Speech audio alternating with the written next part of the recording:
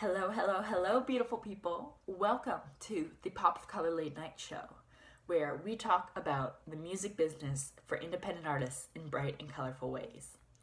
I'm your host, Clarence, and I am over the moon to welcome you to tonight's episode. It is 9 p.m. Eastern Standard Time if you're tuning in live, or if you are on the replays, welcome. Don't forget that if you go to the replays on the website, you can get the links for all the news items that we will be covering tonight.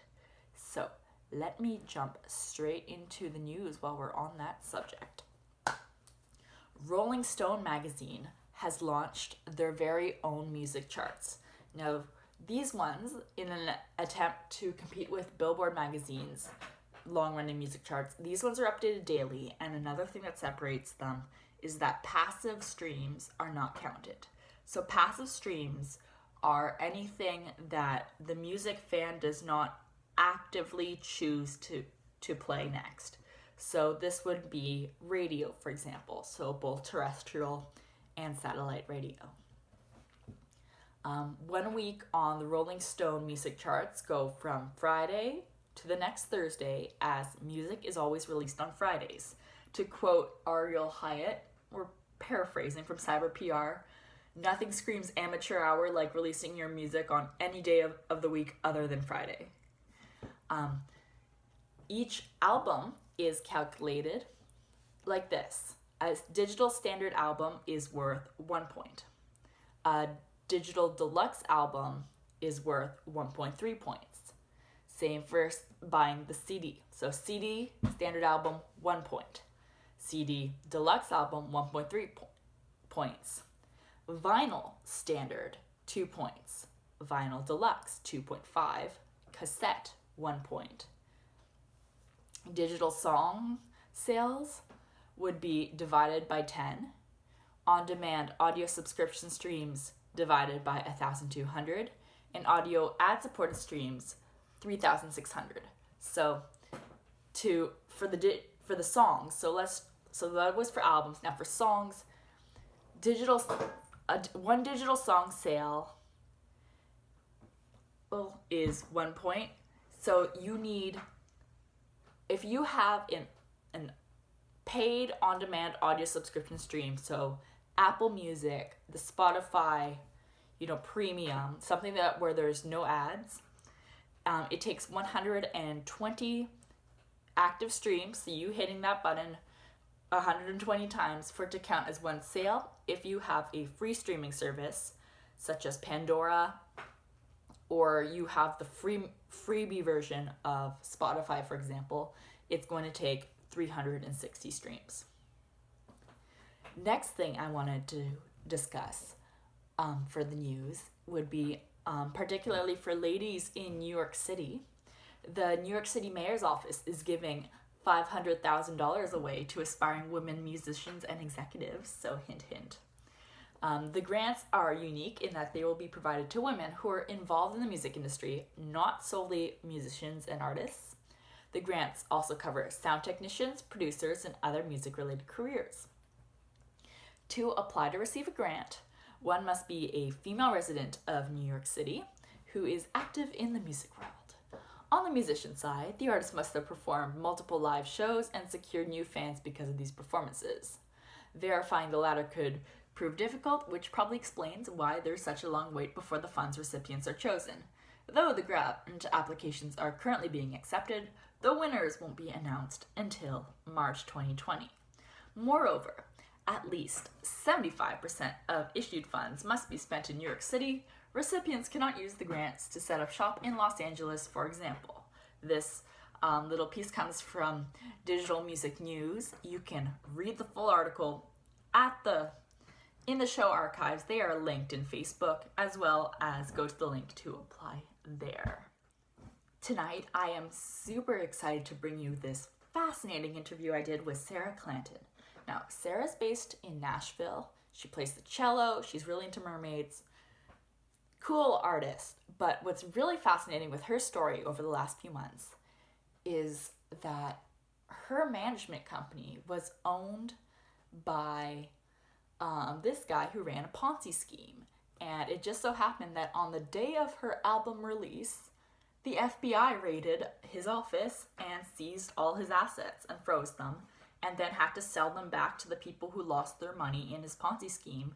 And of all the assets and all the things he owned and all the companies he owned that were sold off, one of them included her artist self. So this interview is the story of Sarah fighting to regain the rights to her own music, her intellectual property, her image, and her publishing. Please enjoy. This following interview will be the highlights from our talk together, and at the end of this video there is the full-length interview for you to watch. Once again, please enjoy. The studio, I made a record called Here We Are. I got to work with incredible musicians at the studio I wanted to work with, and it was just such a cool thing. So we do, you know, the whole bit. I work with an amazing company called Richland Group who helped me do a pre-release campaign, and like the reviews were coming in, everybody's liking it. This record that I made, whose mission is all about like helping others feel good and lifting each other up, and we can be productive. So the day the album came out, here comes the juicy part. The day the bomb drops. Yeah, this is great. It works at a lot of, well, I'll tell that joke later. So the day my album came out, November 16th, 2018, there was a couple of weird technical problems. My album wasn't out on Spotify and all things, and I was just like, what the heck? Just done this Kickstarter campaign. We raised $25,000 to tour the album, and which none of that happened. And anyway, so on the day my album came out, there were some weird things happening. And then a few days later, on that Monday, after the Friday release, I get a call from my former manager. And he says, well, there's no good way to say this, but the FBI raided the offices of the parent company who owned the companies I was signed with here. They're in Salt Lake City. The FBI raided the offices of this guy in Salt Lake City because he's been convicted of a $175 million Ponzi scheme. Oh my God! So, and it affected so many people on so many different levels, and it was really interesting because I became, or Sarah Clanton, the brand. This is what people ask me a lot. They're like, okay, well, why did, you know, how does this involve you? Well, I am signed, I had technically 3 contracts, and it was management, publishing, and production. And that was to the middle company. So there was you, there was the middle company in Nashville, and then they were owned by the Ponzi scheme guy. Yes. Company. Exactly. So, and, I mean, you didn't know that. They didn't know that, right, either. No, yeah. I mean, nobody here in Nashville knew things. So yeah. So what this means is everything was frozen. So anything that this guy owned, any companies, anything, it was frozen. Your publishing. So Sarah Clanton. So that'd be your publishing, my intellectual for example. Yep. Your master. The masters. Yep. And I have a management contract. And because of the management, that would be your brand itself. Correct. So your image. So everything that is Sarah Clanton, the musician, suddenly, well, because it was indirectly, it belonged to that guy up ahead, and now the FBI raided his office and, you know, froze all his assets. You were frozen and you were stuck. Right. And so that's why you couldn't release your album. Well, the crazy part about it is it was released. It released on the day that this all happened, but it did make it up onto the internet. It did make it up on Spotify and everything. It's out there right now. Like, and the crazy part is all the streams it's been getting, all this stuff, none of it has, like, you know, where's all that money going?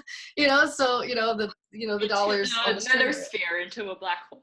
Right. And so I couldn't go and like change my TuneCore distribution. I couldn't go and register my songs. I couldn't register performances. I couldn't do anything because my lawyer was like, if you do anything at this point, it's going to look like you're covering their tracks, because there was a lot of stuff admin wise that was not done. And so if I went to go, because I was infuriated, I was just like all this stuff, and I felt, I mean, nobody knew what to do either. Like everybody here, and I mean, this is just my, my experience, but, and I've talked to some others who are involved, but I felt very abandoned, and I felt, like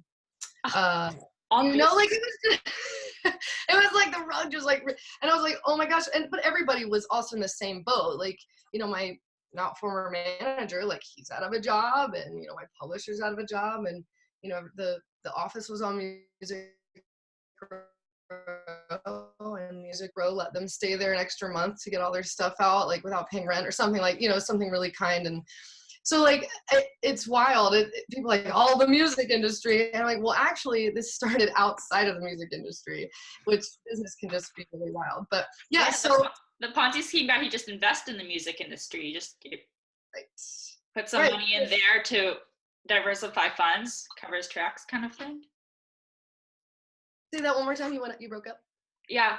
So Mr. Ponzi scheme over in Utah, he just invested in the music industry as ways to make money / cover tracks / Right. I think like that's what I gather, and it's interesting. So yeah, there was no connection between this. You were just over completely on the Nashville side. Totally. And so was everyone here. Like we're all just doing our jobs in the music industry, and like there was somebody who owned the company. So because of the deals you signed, you weren't getting paid directly. They were getting paid to the company, and then the company would pay you, correct? And that's why you weren't getting. That's why all the money, like you never received any money for the streams or any money pre-set up.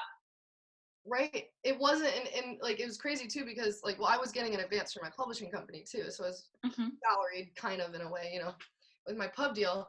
But suddenly, and I wasn't getting. I mean, we had just started releasing everything, so the ball was just starting to roll, and so we have a lot to recoup, and so that's what became really scary to me. I was like, okay, well, we made this record, we paid these musicians, we did this pre-release campaign. I have a publicist. I've got a guy who helps me with my website. I just, we have all this merch, all the things. I'm like, oh my God, what does this mean for my contracts? So it was like, tonight's main feature is a quiz I wrote called Is a Music Publicist Right for Me?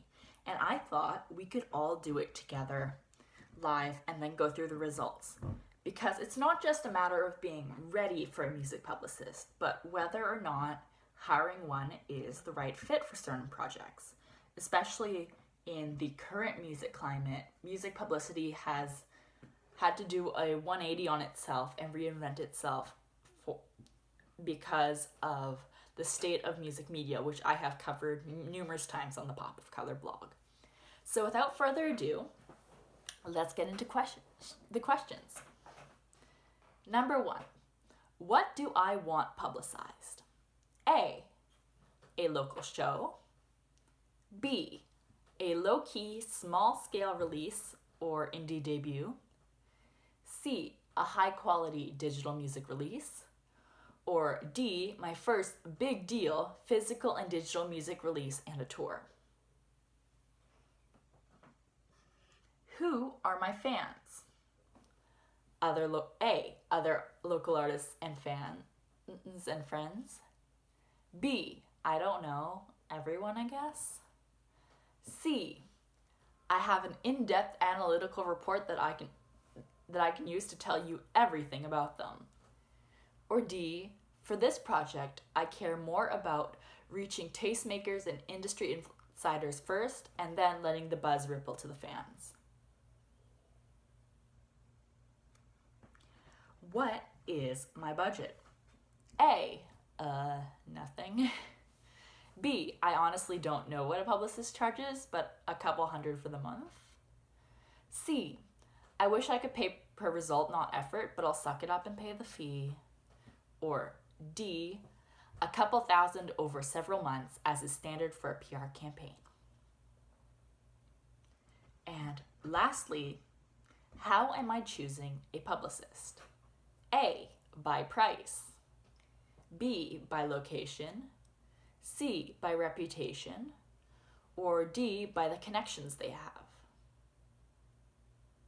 Okay, have you tallied up everything? Mostly A's, B's, C's, or D's? All right, results. If you scored mostly A's, you are better off building up your local credibility and your local reputation first. If you scored mostly B's, you're better off doing your PR campaign yourself at this point in your career. If you scored mostly C's, hang on, you're better off skipping the middleman, that is the publicist, and going straight to the fans via digital marketing campaigns. And if you scored mainly D's, a music publicist is the right fit for you and this project.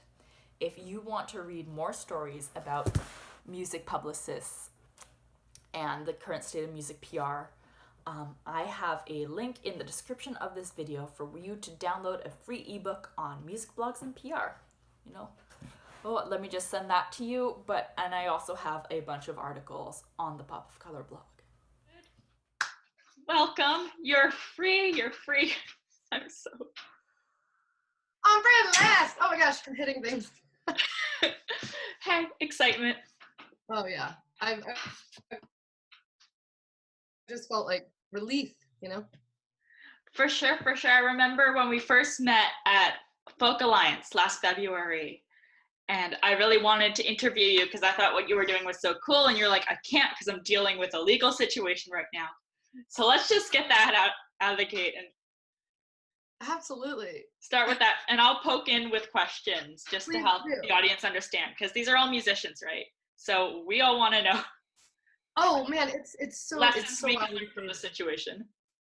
Awesome. So I guess a little bit of backstory. So I moved to Nashville in 2014, and my intention when I moved to town was to build a team. And I've been doing so much by myself for so long, and there comes a point when, we can't do it all of ourselves, and we don't. It does take a village, no matter what your village looks like. So I was like, I need to rearrange my village. So I moved here and started meeting more people. I had been spending a lot of time here. I'm gonna move this awkward sounding pillow from underneath me. So anyway, I started working with some folks about 2.5 years into living in Nashville. A company called Torque Entertainment and Writer's Den Publishing. And we did so much cool stuff together. I was afforded so many opportunities, and we just did all kinds of things. We experimented with all kinds of different recordings, with different types of sounds and bandmates. I got to play shows, and I got to do these music videos. We went out to California, and I got to do some cool collaborations, and really got to, here in Nashville, I felt like I really had this opportunity to not only do cool things because of the opportunity I had, but I could also pass it on to others. And so it was really great to work with people I really believed in also, and just knew I could trust with my creative work. So it was cool. I felt like we were stirring all this stuff, and we're making cool shit, and it's so awesome. And dream was music your full-time income by that point? Because it has been for a long time. So when I first graduated college, I was like a full-time nanny. I've been Uber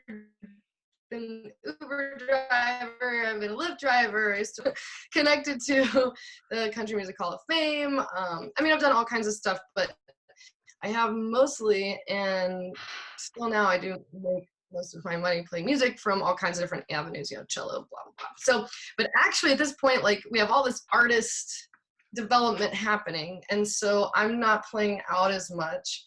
But I do spend most of last April 2018 in the studio. I made a record called Here We Are. I got to work with incredible musicians at the studio I wanted to work with, and it was just such a cool thing. So we do, the whole bit. I work with an amazing company called Richland Group, who helped me do a pre-release campaign, and the reviews were coming in, everybody's liking it. This record that I made, whose mission is all about helping others feel good and lifting each other up, and we can be productive. So the day the album came out, here comes the juicy part. The day the bomb drops. Yeah, this is great. It works at a lot of, I'll tell that joke later. So the day my album came out, November 16th, 2018, there was a couple weird technical problems. My album wasn't out on Spotify and all things, and I was just like, what the heck? Just done this Kickstarter campaign. We raised $25,000 to tour the album, and which none of that happened. And anyway, so on the day my album came out, there were some weird things happening. And then a few days later, on that Monday, after the Friday release, I get a call from my former manager. And he says, well, there's no good way to say this, but the FBI raided the offices of the parent company who owned the companies I was signed with here in Salt Lake City.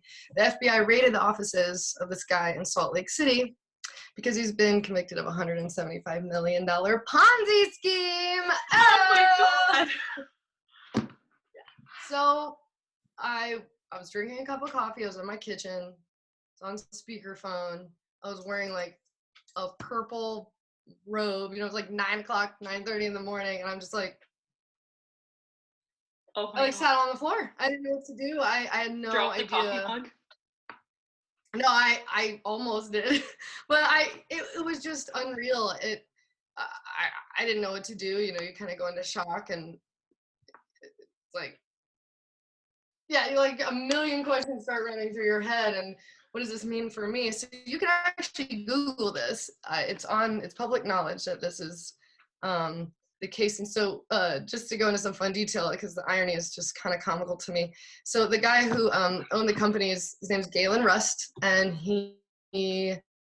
what the Ponzi scheme was around was his company called Rust Rare Coin. His last name is Rust, and he had this company called Rust Rare Coin downtown Salt Lake City. There was a storefront, and they were, you know, convincing people they had silver to invest in. So yeah, it's just this crazy thing. So my assumption from the way I've been able to put things together, really, you know, this guy just had companies all over the place that he was, I guess,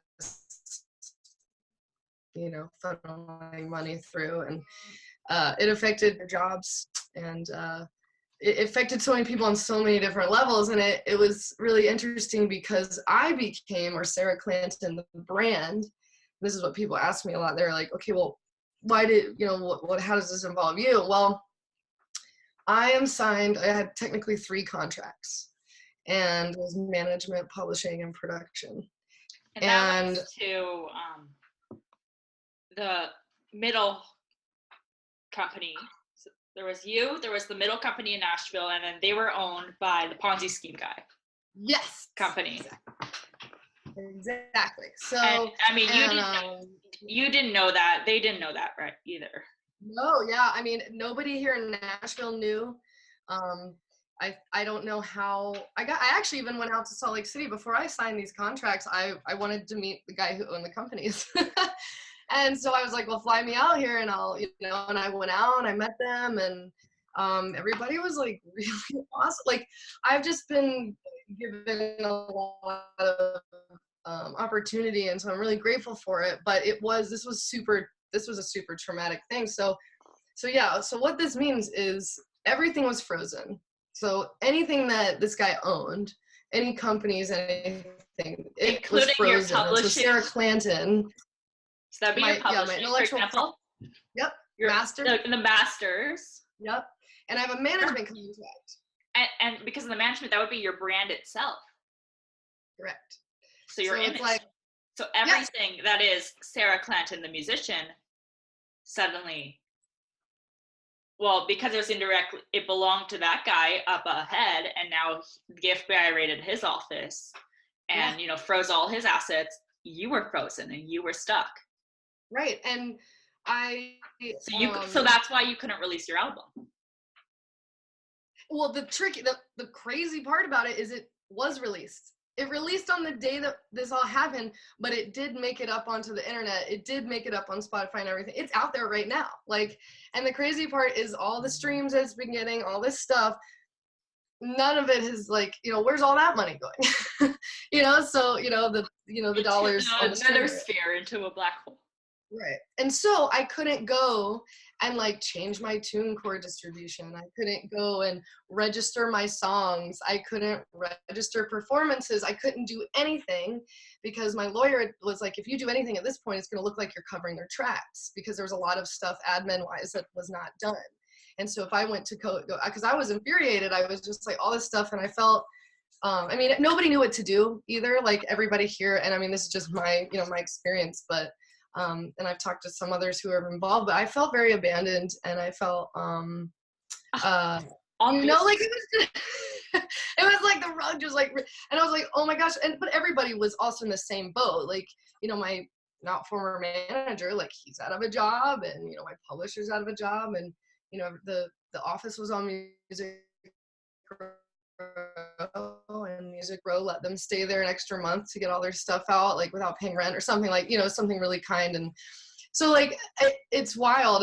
People are like, all the music industry, and I'm like, well, actually this started outside of the music industry, which business can just be really wild. But yeah, so the Ponzi scheme guy, he just invest in the music industry, just right. Put some money in there to diversify funds, covers tracks kind of thing. Say that one more time. You broke up. Yeah.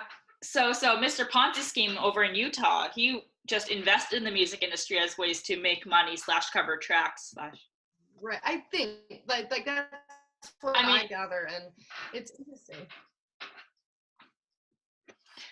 So yeah, there was no connection between this. You were just over completely on the Nashville side. Totally, and so was everyone here. Like, we're all just doing our jobs in the music industry, and you know, like there was somebody who, you know, owned the company. So because of the deals you signed, you weren't getting paid directly. They were getting paid to the company, and then the company would pay you, correct? And that's why you weren't getting. That's why all the money, like, you never received any money for the streams or any money pre-set up. Right. It wasn't, and like, it was crazy too, because like, well, I was getting an advance from my publishing company too. So I was salaried kind of in a way, you know, with my pub deal. But suddenly, you know, and I wasn't getting, I mean, we had just started releasing everything. So the ball was just starting to roll. And so we have a lot to recoup. And so that's what became really scary to me. I was like, okay, well, we made this record, we paid these musicians, we did this pre-release campaign, I have a publicist, I've got a guy who helps me with my website, I just, you know, we have all this merch, you know, all the things. I'm like, oh my God, what does this mean for my contracts? So it was like, the companies were dissolving, but technically on paper, you know, I'm like with this management company, for example, signed for 5 years, and then there's recoup. And now, like, who's gonna get that money? Or like, who am I getting? Or like, are they ever gonna come ask me about it? Is it gonna get dropped? There was so much uncertainty around it. And technically, my management company would get a percentage of everything I do, like performance-wise, but you know, right? So now what is 60, correct? So yeah, 360, exactly. And there was actually a lot of other stuff that I didn't realize wasn't working well. I think maybe I was really, I was working really hard to do the best I could with my opportunity, and I think it maybe had me gloss over some stuff I should have paid more attention to, even though when I first signed these contracts, like I had lawyers look at them. In fact, there's an incredible group here in Nashville, and I don't know if they work outside of Nashville. They very well may. They're a group of entertainment lawyers. It's called the VPLA, the Volunteer VPLA. Do you know about the VPLA? Oh yeah, they've got branches in different states of the U.S. I found up their website. For all the viewers, I will link it below in the description in the archives of the show. Yeah, it's just, they're incredible. And so like, my lawyer who I'll talk more about him. He's just amazing. I have a couple of people that have just been by my side this whole time, and without them I could not have done it. And turns out the lawyer I ended up using for this case, he was my lawyer who helped me with one of my contracts that it ended up something that he had put in the contract helped me out. So anyway, here I am, and I'm like, in November, my album is released, the thing I'm like most proud of. I'm like, I feel like I'm in my rocket. and I'm about to go on tour. I just did this Kickstarter, like doing all this stuff. I'm feeling good. I just, released this underwater music video, and I'm like meeting mermaids in the professional mermaid world, and that's a whole other story. And like, so everything's just going great, and then, frozen, can't do anything. And so I was not really told to like seek lawyer advice. And nobody knew what to do, like I said. And so I just started reaching out to people. I called like my best friend who's a lawyer in another state, and she's like the smartest person I know. She's like, man, I don't know what to tell you. I've never had to deal with a Ponzi scheme. And then I called my my rep at CSAC, and I was like, help. and he didn't know what to do. And I went over to my now manager. Her name is Carrie Estrin. She's amazing. She's been my mentor. That's how we met, Carrie Estrin. And she's been my mentor since like 2011. And I've also worked for her. I was an assistant conference director to her for the Southeastern Regional Folk Alliance 1 year. And like, I help her, I go to her house and help her in her office as her PA. But she's now my manager. It's really exciting for the first time. And I went to her house and just like crumbled. I was like, what do I do? Help me. And she went with me to every lawyer meeting and just helped me really keep my feet on the ground, because there were just days, because that wasn't really the only thing that was going on. My goal was to just officially terminate these contracts. And I thought at first I was told that was all I was going to be able to do. And I said, well, I want it all back. I work really hard. This is my livelihood. And the more I talked to people, the more that knew anything about what would happen, which would involve, the people, what ended up happening was all these assets are trying to be sold off to pay back the original investors. And so including I was like, your company, the Sarah Clanton position. Me and a ton of other writers.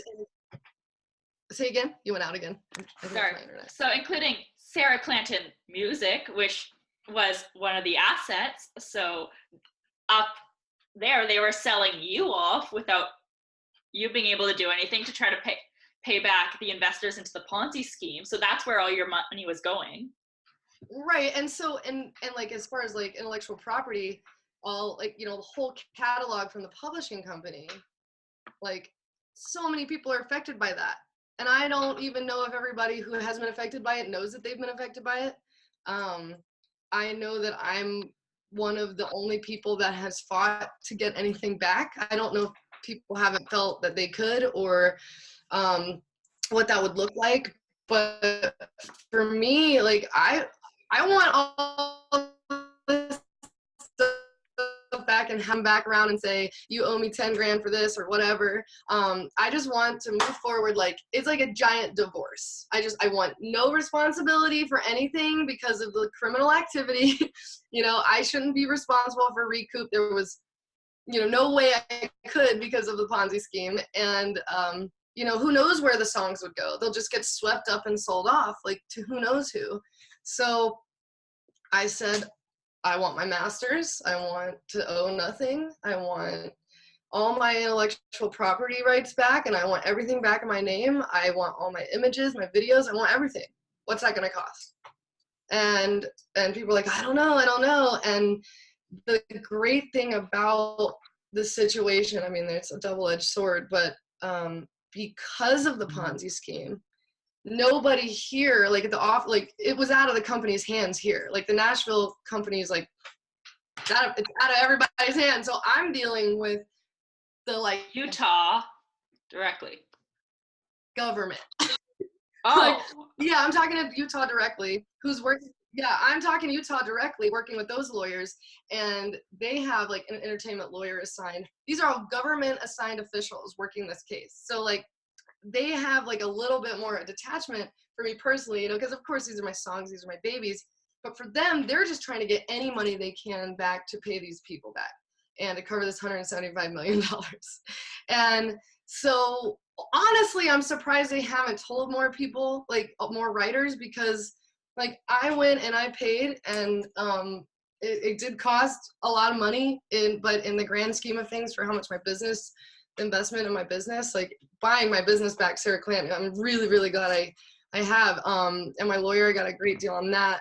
It did still put it, I don't know if I'm allowed, there is no confidentiality agreement in my contract in the settlement, which is great. I thought there would be, so that's why I haven't said anything about it, but I did pay a lot of money to get it back, and it's put me in such a crazy way because I haven't been able to work, and yeah, it's been nuts. But my friend, yeah, go ahead. So the government entertainment lawyers were able to gauge how much you are worth, all your intellectual property, gave you that number, and like, do you want to buy your own music back and the rights to yourself? And then you, the indie artist who just had the rug swept out from under her, and no matter what she does with streaming royalties, performance or everything, can't do that because it all goes back to the Ponzi scheme. You have to somehow come up with the money to buy yourself out. Yeah. How did you pull that off? I will be honest. Did you work like a day job? Did you wait tables? Did you have another GoFundMe? Well, I've been trying. Well, no is the answer to that. What made all of this extra challenging was, as this happened, my partner of 5 years asked me to move out and broke up with me, and and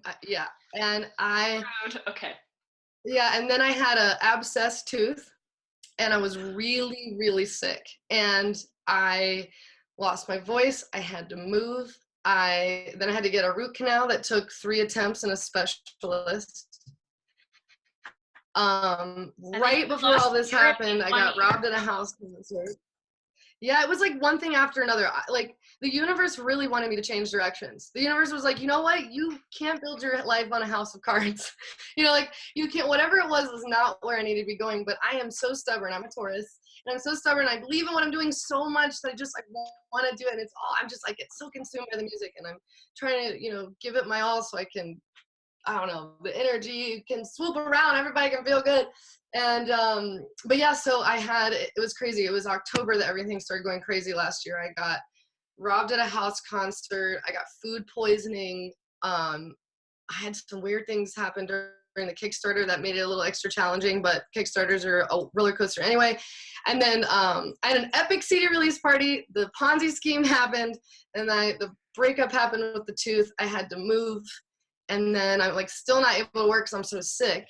And then luckily, so many beautiful things also happened along the way that I just felt so taken care of by my community. I just felt so embraced from where I'm living to CSAC. So how I pulled it off was I have a savings account. I've been saving money to buy a house, but it drained everything that I do have. And so that will get put on. But yeah, anything I did have, and that was like, that helped me cover some of it. But honestly, because I couldn't work, and I was so ill, I was just like, I don't know what to do. And I luckily had just done this Kickstarter. And I couldn't even tell them that, hey, you guys, I can send you all your merch and stuff, but like, I am not allowed to, like, I couldn't tell them what was going on. And I like, it's amazing that what the Kickstarter actually ended up being for was to keep me alive. Like,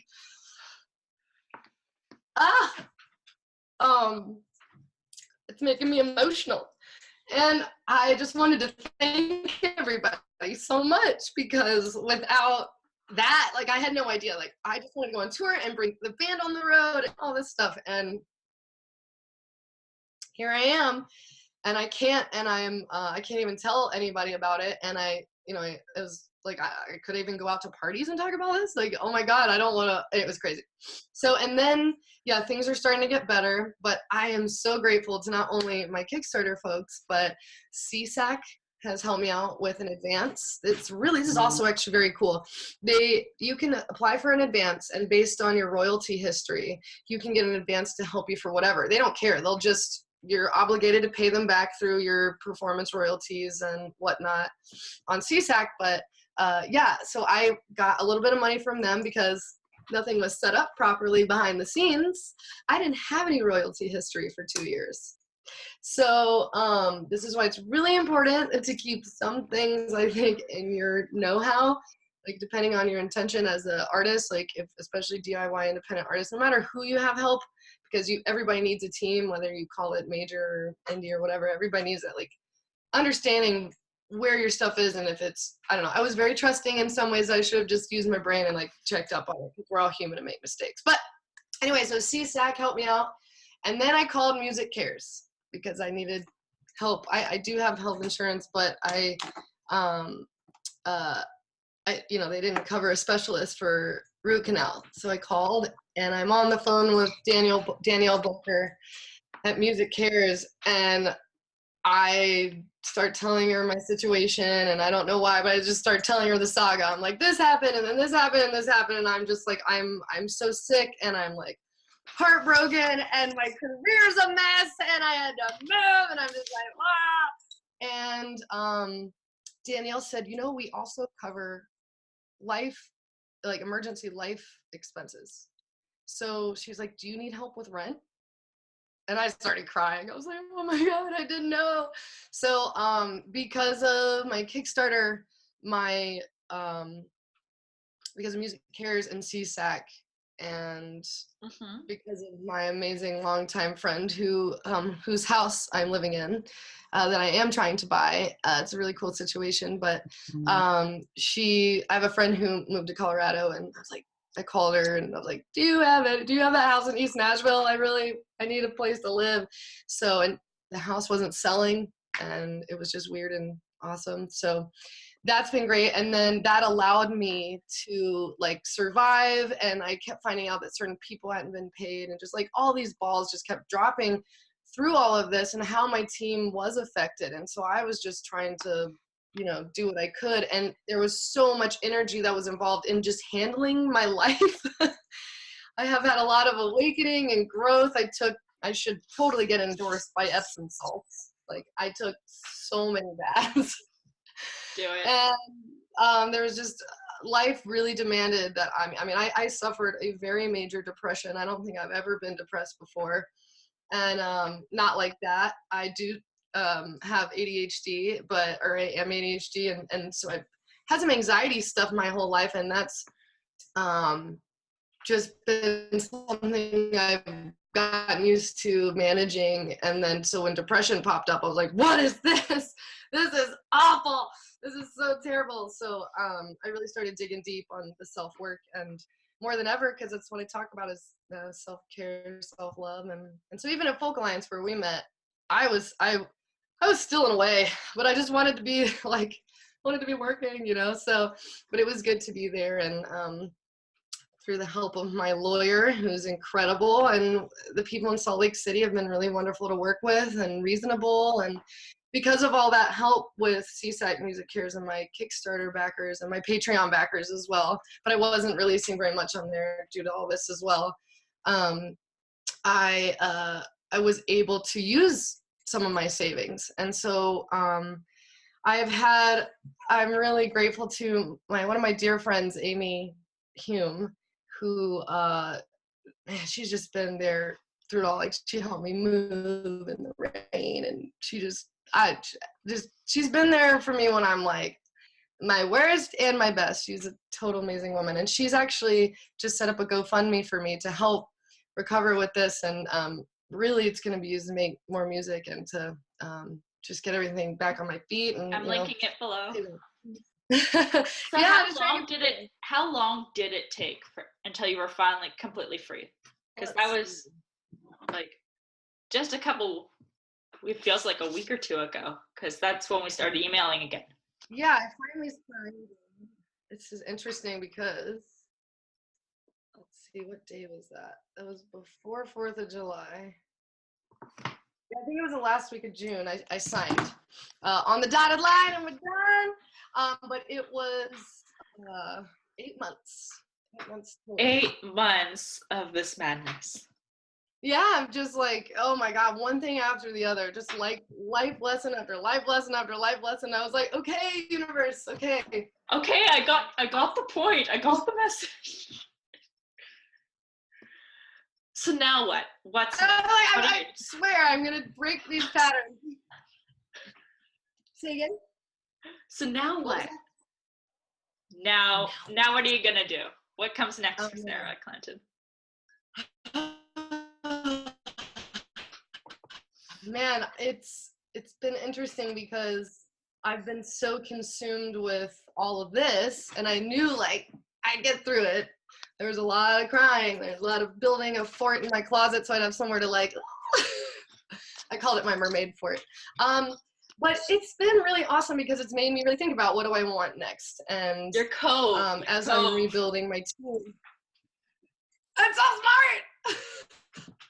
Yes, I'm gonna remember that. Keep going. I love it. So yeah, I'm not like a big list maker. Yeah, I think it's because especially having a mobile office, if I have my lists that are portable, I can have my office anywhere. But I've been spending so much time making lists of like, okay, what are the actual things that I need to do to reboot? So what's immediately next is I've literally been like, okay, what are all the things that when I first started, like DIY, what did I do? And so luckily, and this is something I really emphasize, I do some artist consulting on setting up your business, and also on the songwriting side. I would consider myself kind of left and right brained, but I tell people all of the time when I am working with them, coaching or consulting, make sure you always keep your domain, like www.sarahclanton.com. I own that. It gets charged to my card. And there was one point in my in having these contracts that I did hand over like the website, not my domain, but like, how it's set up. Like somebody went to all HTML or whatever it is, all code or whatever. I'm not, I don't do this very often with that side, but I'm like more like Bandzoogle or Squarespace, and that's a little easier for me. I had passed that on, but it became such a hassle, and I'm so glad I insisted that nope, it's coming back to me. I never ever let go of my domain, because in all of this, what if my website had been shut down? Like for all of this, it would have been nuts. So disappeared off the face of the earth. Yeah, and I mean that's true actually.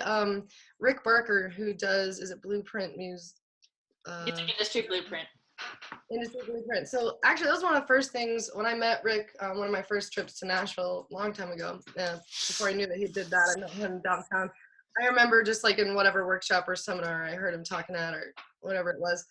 He even said this in like that, Facebook won't exist one day, Instagram will go away or whatnot, but you'll always be able to, as long as I guess the internet exists, you'll have your website, and that's really important. So what I'm doing immediately right now is, I'm going back and registering the songs now that I have the go-ahead, and I'm organizing the business side of it, and I'm working with Carrie Estrin to kind of come up with our plan. But our last meeting, I just love how she helps me. I've always said when I first started working with her in 2011, she helps you self-manage, and it's really great because I'm just like all over the place. So she was like, Sarah, let's focus on the music. I'm like, yay! Because there was a month there when I found out about this, and then through the breakup, and then for there was probably 5 weeks, like I didn't touch my instrument. Like that hasn't happened like since I moved to France for a semester and rebelled and was like, I'm not taking my cello. That was the longest I've ever gone without playing my instrument. It was miserable. But I started writing again, and so I've been going through, especially the last couple of weeks, I've been writing a lot. I've been playing them out at writers' nights, and I'm just playing out again, and that feels really good, and my vocal health is better. I think with all of this, it really made me question or evaluate my self-worth. Like, I didn't realize, my professional and personal world took such a huge hit. I didn't realize how much my self-worth was tied up in it. I was like, whoa, girl, you are upset. Who are you? I was not an artist. That's okay. Thinking pattern. Say again. Sorry, you keep cutting out. Oh, it's the who are you if you're not an artist? Right. For that kind of thinking. Right. I mean, this is all I've done. I was classical cellist major, and I had a double in communication studies. I came here in college to write music for commercials. Like all I've ever done is music since I was 5, you know, and I'm and swim. It's basically my whole life. So it was very much, yeah, and just being so tied up in it. And there's a lot of self-forgiving to do, but I have read so many books this year. If anybody's interested in my book list, I would be happy to share it. I've learned a lot about narcissism and codependency, and there's a great book called The Language of Emotions that is so great. And anyway, I've just read a lot of great stuff that has really helped my head, and that's so funny to me because I wrote Here We Are, this whole record, with an amazing group of people, and the whole idea around the record when I go into writing room was about feeling good about how we play head games and what head games are healthy and what aren't. And so it was just so wild that it really gave me the opportunity to like practice what I was preaching when all this, you know, shit hit the fan. And but right now I am meeting with a few producers excited about and trying to decide how I would like to move forward. I mean, part of me wants to only release music on Patreon and take everything else down from everywhere. But I'm trying to really, you know, make my vision board, and I'm doing it on Pinterest. Love it. So really getting really specific about what I want, but being open to the opportunities. And so I'm getting the music together, I'm writing, and I'm just starting to get gigs back on the books, and I'm trying to get financially healthy again. That's pretty immediate. That it's crazy. Like I think also I've read books like You're a Badass at Making Money and things like that by Jen Sincero. I think that's her last name. And even just like head games about how do I scrape the money together to get this done? Like, you know, how do I do this?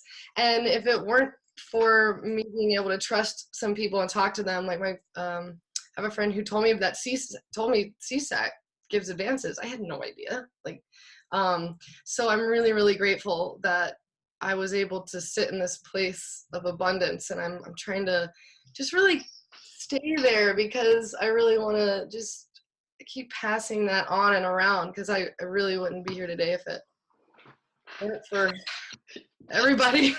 Thank you, everyone. So yeah, I'm making a new record, and I'm going back on the road, and I'm going on the road with a woman named Carrie Welling this fall. I'm still booking for that, and You've got to go fund me.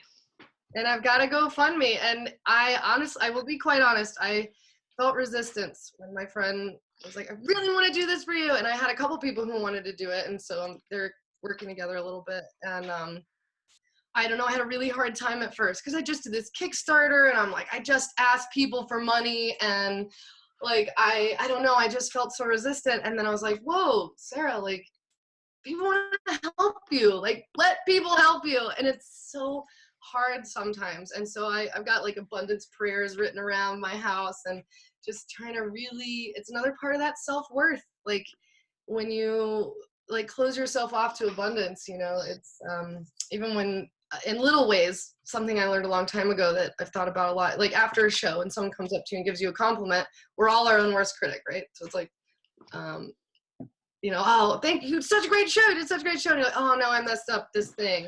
When you do that, you're like blocking that compliment, and you're kind of insulting the person who says thank you. So just accept it, and eventually you'll believe it. Anyway, making music and feeling good, that's what's next. Thank you so much, Sarah Clanton.